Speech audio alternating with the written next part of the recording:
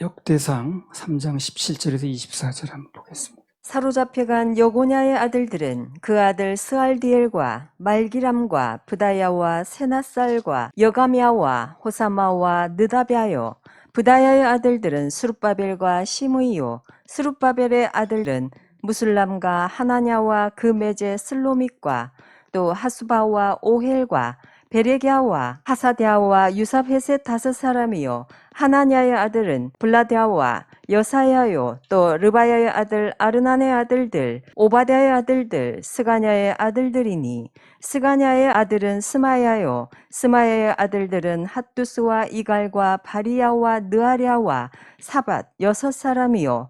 느아랴의 아들은 에료에네와 히스기야와 아스리감 3사람이요. 에료에네의 아들들은 호다위야와 엘리아십과 블라야와 악굽과 요하난과 들라야와 아나니 7사람이더라. 지난 시간 연결을 위해서 조금 얘기를 하면요. 유대 왕국이 이제 망하고 나서 여고냐의 후손들 이름이 나왔거든요. 그런데 포로로 잡혀간 사람들 중에서 특별히 여고냐 후손의 이름이 나온 이유는 스룹바벨 그 사람이 있었기 때문에 이제 기록이 됐다고 그랬습니다.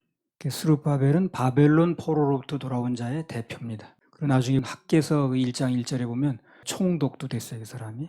포로기 이후에는 주도적인 인물이 스룹바벨입니다. 그래서 이스라엘 백성에게 이제 공식적인 나라는 없지만 왕도 없을 때 그 스룹바벨이라는 인물을 중요하게 보시고 그 인물을 중심으로 다 일게 하시는 거예요. 그래서 어떻게 하다 보니 망한 나라의 왕족인데 오히려 왕이 된 것보다 더 유명해졌어요, 스룹바벨이.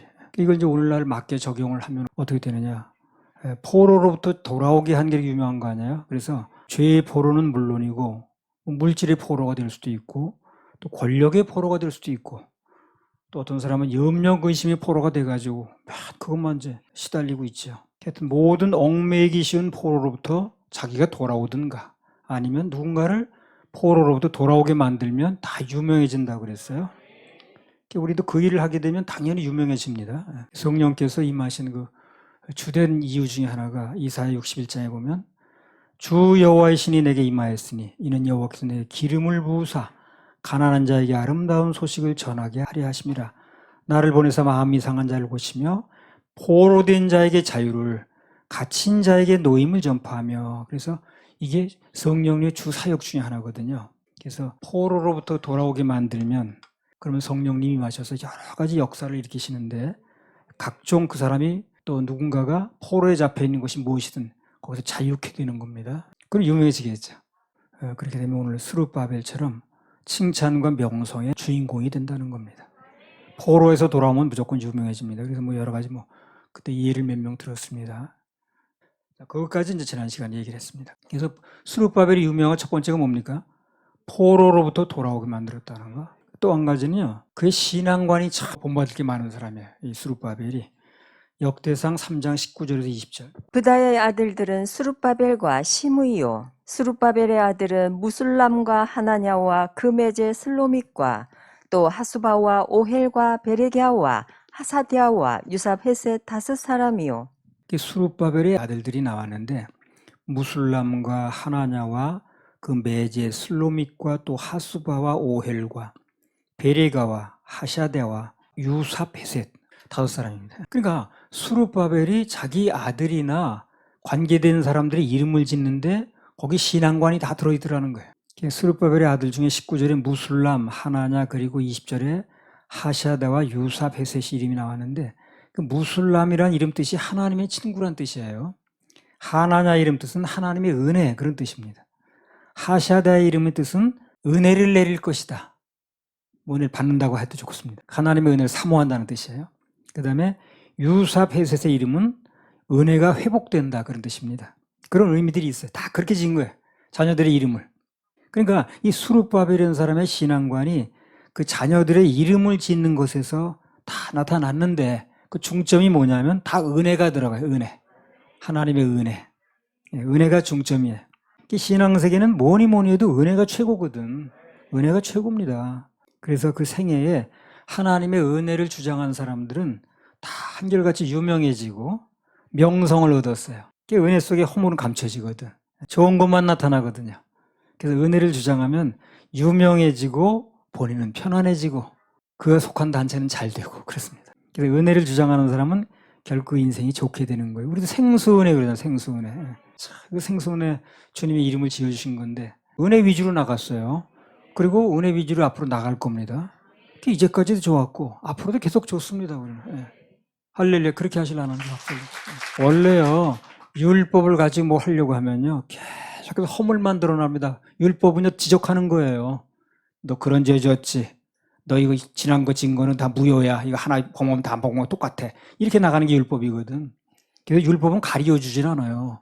그래서 율법대로 살려고 하면 불편해지고 불안해지고 답답해지고 다 그렇습니다.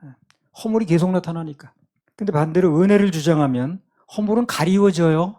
그리고 오히려 그 사람 칭찬하고 명성만 남습니다. 허물이 없는 사람이 어디 있고 허물이 없는 단체가 어디 있겠습니까? 그런데 그게 가리워지는 거예요. 은혜 속에는. 그리고 거기에 나오는 장점, 좋은 점만 드러나는 거예요. 그게 은혜가 그래서 좋은 거예요. 로마서 4장 2절에서 8절. 만일 아브라함이 행위로서 의롭다 하심을 얻었으면 자랑할 것이 있으려니와 하나님 앞에서는 없느니라. 성경이 무엇을 말하느뇨? 아브라함이 하나님을 믿음에 이것이 저에게 의로 여기신 바 되었느니라.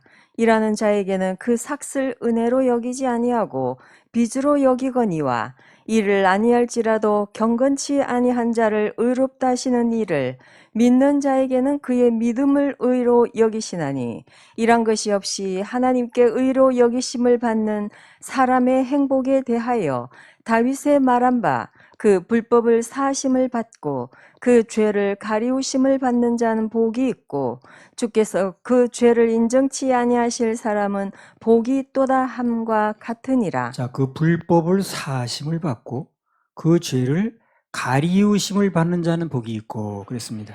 나는 이 말씀 너무 좋아합니다. 가리웠다는 거. 우리가 죄를 안 질 수 있나요? 허물이 없을 수가 없죠. 다 생각하는 거, 말하는 거, 뭐 행동하는 거 하루에 몇 번이나 죄를 많이 노출되죠. 죄는 없어지진 않습니다. 근데 가리워진다는 거. 뭐 여러 가지 일들이 있지만 텐트를 치거나 뭐 포장을 치거나 가리우면 다 그 안에서 할 수 있는 거 아니에요? 옷도 우리가 몸을 가리고 다니니까 또 뭐 이렇게 다닐 수 있는 거 그렇잖아요. 가리워지는 게 중요한데 은혜가 뭐냐 한마디로 가리워주는 거예요. 가리워주는 거예요. 그래서 참 우리 살다 보면 여러 가지 실수가 있고 허물이 있는데 천국 가면 그게 가리워진다는 거야. 너무 감사해 이게. 나 이 말이 너무 감사합니다. 가리워진다는 거. 그거 다 드러나면 어떡하겠어요. 그래. 그 모든 걸 예수님 보혈로 가리워준다니까. 너무 감사한 거야. 정말 감사한 거야. 은혜 안에서는 가리워지는 거예요. 율법 안에서는 들춰냅니다. 그러니까 뭣도 모르고 율법을 주장하는 거지. 그거 뭐 그러면 되니 안 되니 다 법을 가지고 얘기하는 거 아니겠어요. 기준이. 되니 안 되니까 뭐의 기준이 법이지. 그래가지고 그게 안 되겠으니까 그 법을 다 이렇게 궤 안에 넣어놓고 덮어놓은 게 시은자 은혜 보좌인데 그것도 굳이 끄집어내네. 그래가지고 다 돌리고 다니는 거야. 그래서 그건 덮을 수밖에 없어요. 그래서 율법을 말하는 법을 따지는 그 돌판은 궤 안에 넣고 덮는 겁니다. 덮는 그 판 위가 바로 속죄소예요. 그게 한자로 시은자라고 그럽니다. 은혜를 베푸는 보좌라고 말이거든. 그래서 우리는 율법은 예수님 보혈로 가려지고 그 보혈의 은혜를 입었을 때 우리가 행복해지는 거예요. 많은 허물과 그 실수가 있었지만 그 모든 것을 예수님 보혈로 가려 주신다니 얼마나 기쁩니까? 이게 진짜 가림을 받은 사람은요, 진짜 거듭난 처음 있는 사람은요, 늘 기쁩니다. 감사하는 그 얘기 안 할 수가 없어요. 정말 감사하다 그러고. 근데 그게 안 되는 사람은 맨날 뭐 꿀먹으면 벙어리지. 그러냐 1년 가다 한 번도 안 오지 뭐. 그런데 예수님 은혜 안 입은 사람은 가리우질 않는 거예요. 그래 다 드러나는 거예요. 그게 그 자체가 지옥이야. 다 드러나는 자체가. 스룹바벨이 자녀들의 이름을 그렇게 진 거예요. 전부 하나같이 은혜가 들어가는 거예요. 그래서 이제 첫 번째는 스룹바벨이 유명한 건 뭐냐면 이스라엘 백성들을 인도해서 포로에서 돌아오게 했다는 거. 그 다음에 두 번째로는 그 자녀의 이름을 지었는데 전부 하나님의 은혜에 관계된 이름을 지었다는 게 자기 신앙관을 얘기를 하는 거거든요. 은혜를 주장하는 사람이었어요. 은혜를 주장하는 사람은 허물이 가리워지기 때문에 전부 유명해진다는 거예요. 아니, 허물은 가려지고 장점만 나타나는데 유명하지 않겠어요? 세 번째로 스룹바벨이 유명하게 된 이유가 또 하나 있는데 그게 뭐냐면 그가 누구보다도 예배를 우선시했다는 거예요. 자, 에스라 3장 2절에서 7절 한번 읽어보세요. 요사닥의 아들 예수아와 그 형제 제사장들과 스알디엘의 아들 스룹바벨과 그 형제들이 다 일어나 이스라엘 하나님의 단을 만들고 하나님의 사람 모세의 율법에 기록한 대로 번제를 그 위에 드리려 할세 무리가 열국 백성을 두려워하여 단을 그 터 위에 세우고 그 위에 조석으로 여호와께 번제를 드리며 기록된 규례대로 초막절을 지켜 번제를 매일 정수대로 날마다 드리고 그 후에는 항상 드리는 번제와 초하루와 여호와의 모든 거룩한 절기의 번제와 사람이 여호와께 즐거이 드리는 예물을 드리되 7월 초하루부터 비로소 여호와께 번제를 드렸으나 그때 여호와의 전 지대는 오히려 놓지 못한지라. 이에 석수와 목수에게 돈을 주고 또 시돈 사람과 두로 사람에게 먹을 것과 마실 것과 기름을 주고 바사왕 고레스의 조서대로 백향목을 레바논에서 욥바 해변까지 수운하게 하였더라. 여기 보면 하나님께 드리는 제사, 예배에 성공한 사람 중에 스룹바벨 이름이 여러 번 나왔습니다. 이 사람은 무엇보다 예배에 열중하는 사람이 이 사람이에요. 스룹바벨이. 그러니까 하나님이 선택하신 거예요, 이 사람을. 괜히 선택하는 게 아니에요. 포로에 들어온 사람이 굉장히 많잖아요. 간 사람도 많고 포로로. 근데 그 중에서 스룹바벨을 선택을 하셔서 이렇게 한 시대 쓰셨다는 건 여러 가지 뭐 얘기 나올 수 있습니다만 또 한 가지 중요한 요소가 뭐냐면 예배를 중요시 여기는 사람이 이 사람은. 그 사람 쓸 수밖에 없는 거예요. 우리도 예배를 중요시 여기면 하나님이 한 시대에 쓰실 수밖에 없습니다. 당신 필요한 거 자꾸 해드리는데 예배를 드리려다 보니 단이 필요한 거예요. 그래 단이 필요하니까 단을 만들고 그러면 이제 제목이 필요하겠죠. 제목 조달에 어려움을 겪으니까 바사왕 고레스가 조서를 내리는 거예요. 그 백향목 제공해 주라고. 레바논에서 욥바까지 수운 그리고 그걸 통해서 하게 만드는 거예요. 그 사람이 이렇게 해줄 리도 없는데. 왜냐하면 예배를 드리다 보니 단도 필요하고 여러 가지 뭐 건축물이 필요한 거예요. 그러니까 건축 재료 어디냐고 포로 갔다 오는 사람이. 그러니까 바사왕 고레스가 나서가지고 막 제목을 주는 거예요. 수운하게 해주는 거예요. 그래서 성전도 짓고 이렇게 했습니다. 그렇게 지은 게 무슨 성전입니까? 수르바벨 성전이에요. 이스라엘 역사상 3번의 성전 건축이 있었거든요. 첫 번째는 솔로몬 성전, 우리 잘 알죠. 두 번째 성전이 뭡니까? 그 두 번째 성전이 수르바벨 성전이에요. 좀 약간 포로에 갔다 와가지고 솔로몬 성전만큼 화려하지는 않았지만 하여튼 뭐 지었습니다. 그리고 신약에 와서 헤롯 성전이 있고 이 마지막 성전 한번 더 지으려고 그러는데 이거는 아주 미지수입니다. 이제 나타난 성전은 3개가 있었어요. 이 3번의 성전 중에 하나는 수르바벨이 주도를 했습니다. 그러니까 성전을 짓는 이유가 그거예요. 예배 드리겠다는 거예요. 뭐 성전 거기 놀러 가는 거예요, 거기. 그래서 예배를 중요시 여기고 그렇게 제사를 중요시 여기고 그러다 보니까 하나님께서 성전 건축이라는 정말 중차대한 일을 이 스룹바벨에게 맡기신 거예요. 그래서 성전 이름이 스룹바벨 성전입니다. 하나님께서 그러하여금 성전 건축의 역사를 일으키게 하셨어요. 성전 건축을 이렇게 하셨는데 이게 아까 얘기했듯이 제목이 필요하고 그다음 물자가 필요한 거 아니에요. 그건 고레스가 나서 해주는 거예요. 막 갖다 쓰라고 그러고 말이에요. 예배를 위주로 하다 보면 그렇게 일이 풀리는 겁니다. 여러분들 그런 거 느낄 거예요. 개인적으로도. 예배를 우선시하다 보니까 이렇게 돕는 사람이 나오네. 이렇게 나를 풀어주시네.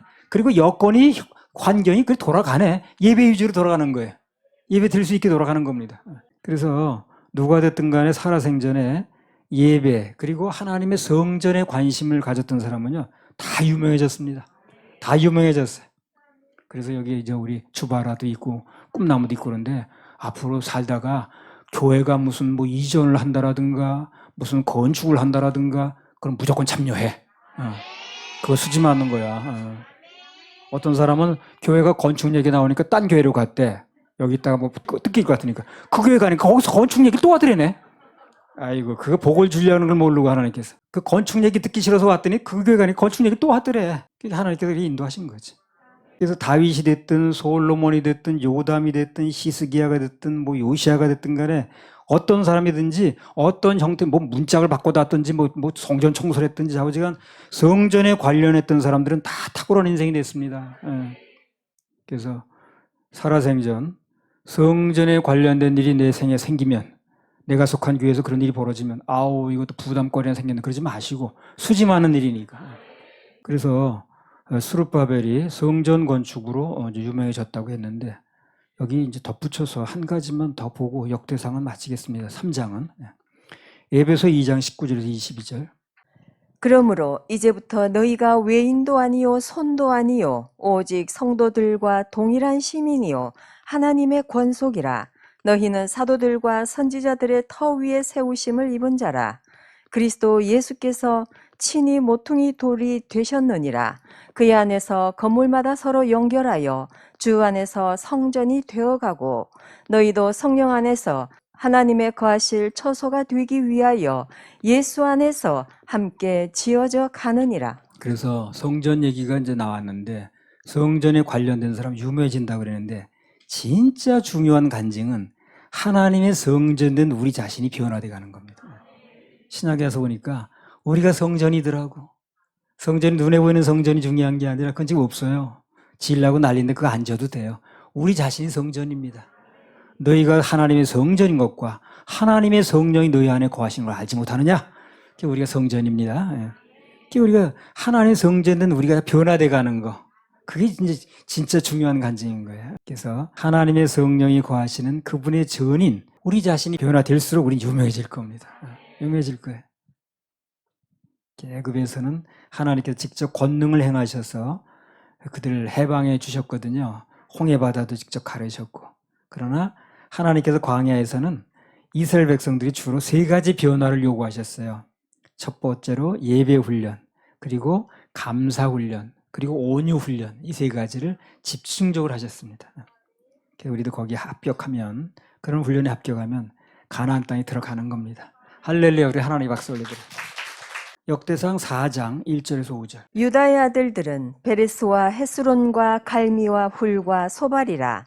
소발의 아들 르아야는 야핫을 낳았고 야핫은 아후메와 라핫을 낳았으니 이는 소라 사람의 족속이며 에담 조상의 자손들은 이스라엘과 이스마와 잇바스와 저희의 매제 하술렐 보니와 그돌의 아비 분우엘과 후사의 아비 에셀이니 이는 다 베들레헴의 아비 에브라다의 맏아들 훌의 소생이며 드고아의 아비 아술의 두 아내는 헬라와 나아라라. 9절에서 10절. 야베스는 그 형제보다 존귀한 자라. 그 어미가 이름하여 야베스라 하였으니 이는 내가 수고로이 낳았다 함이었더라. 야베스가 이스라엘 하나님께 아뢰어 가로되 원컨대 주께서 내게 복의 복을 더하사 나의 지경을 넓히시고 주의 손으로 나를 도우사 나로 환난을 벗어나 근심이 없게 하옵소서 하였더니 하나님이 그 구하는 것을 허락하셨더라. 유다의 후손들을 말하던 중에 야베스란 이름이 갑자기 나왔습니다. 다음 시간까지 그 야베스에 대해서 좀 보고 넘어가겠습니다. 그 원래 야베스란 이름의 뜻이 뭐냐면 오늘 본문에 나왔습니다. 그 어미가 수고로이 낳았다, 그런 뜻이에요. 뭐 아이 낳을 때 다 수고로이 낳았으면 특별히 수고롭다는 걸 강조하는 걸로 봐서 그 순산이었던 것 같지 않아요. 아주 그 난산으로 이렇게 낳았던 사람 같습니다. 이 야베스가 실제로 그 삶 속에서 환난과 근심스러운 일이 참 많았던 사람이에요. 그게 뭘 보고 알 수 있냐면 역대상 4장 10절. 야베스가 이스라엘 하나님께 아뢰어 가로되 원컨대 주께서 내게 복의 복을 더하사 나의 지경을 넓히시고 주의 손으로 나를 도우사 나로 환난을 벗어나 근심이 없게 하옵소서 하였더니 하나님이 그 구하는 것을 허락하셨더라. 자, 야베스가 무슨 기도를 했냐면요. 주의 손으로 나를 도우사 나로 환난을 벗어나 근심이 없게 하옵소서, 이런 기도를 했습니다. 이 말을 좀 생각해 볼 필요가 있어요. 우리가 뭐냐면 그는 자기 인생에서 환난과 근심이 많았다는 거예요, 없다는 거예요? 많았습니다. 그러니까 이런 기도를 하는 거예요. 그렇잖아요? 잘 먹고 잘 사는 사람이 이런 기도를 뭘 하겠어요? 그러니까 왠지 환난이 많고 근심들이 많은 거야. 그러니까 환난에서 벗어나고 근심이 좀 없게 해달라, 이런 기도를 한 겁니다, 야베스가. 그러니까 이런 얘기를 볼 때 그 사람이 삶 속에서 환난도 많고 근심이 많은 거예요. 그러니까 이렇게 기도를 했겠죠. 맨날 잘 먹고 잘 사는 사람이 그런 걸 뭐하라나. 아니, 어떤 사람이 주여 제발 아들 하나만 좀 낳게 해주세요, 이렇게 기도했다고 칩시다. 이 사람 아들이 있는 거예요, 없는 거예요? 없는 거죠. 그러니까 아들 많은 사람이 아들이 뭐 10대 명 되는 사람이 뭘 기도를 하나, 그런 거를. 없으니까 기도하는 거 아니겠어요? 그러니까 환난을 벗어나서 나로 하여금 근심이 좀 없게 해주십시오 하고 기도했다는 건 환난이 많은 거예요, 이 사람이. 근심도 많은 거예요. 그렇겠죠? 그래서 야베스가 하나님의 손으로 나를 도우셔서 나로 환난을 좀 벗어나게 해주시고 근심이 좀 없게 해주세요 하고 기도를 했다는 건 그 인생에 환난과 근심거리가 많이 있다는 걸 전제로 하는 겁니다.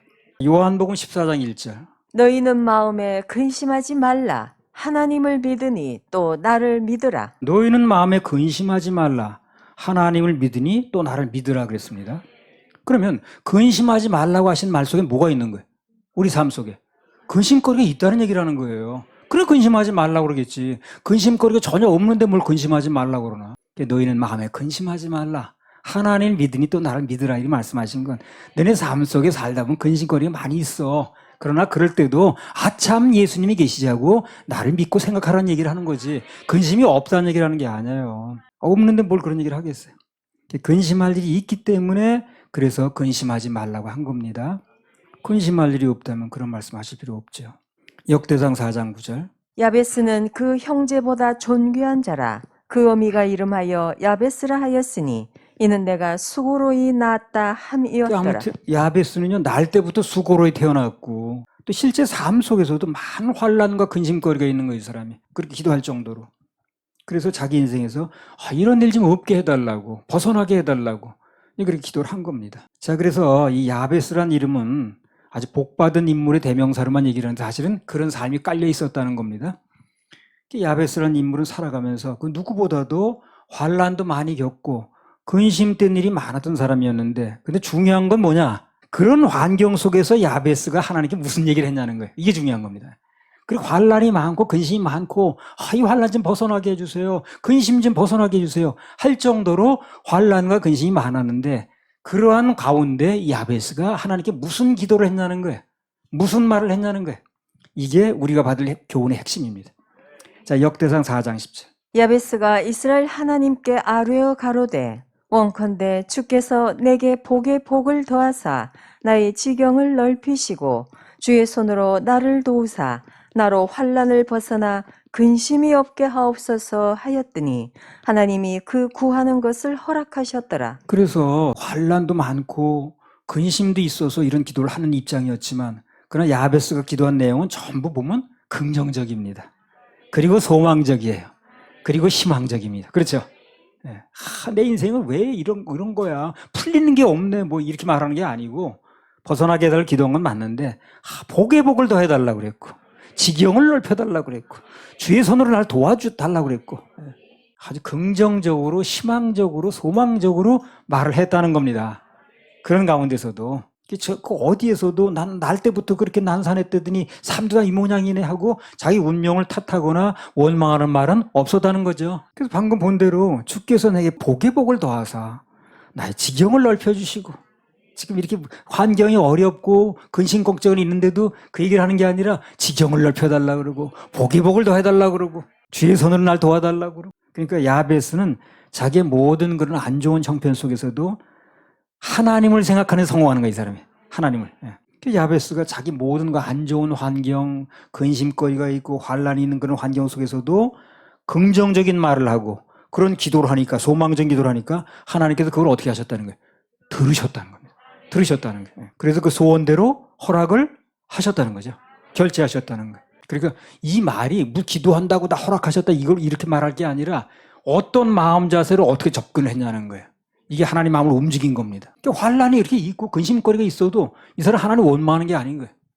지경을 넓혀달라고 그러고 복에 복을 더해달라고 그러고 이 긍정적으로 나가니까 원망하지 않고 그러니까 하나님께서 그 기도를 들으시고 그가 구한 것을 허락해 주셨다는 거예요.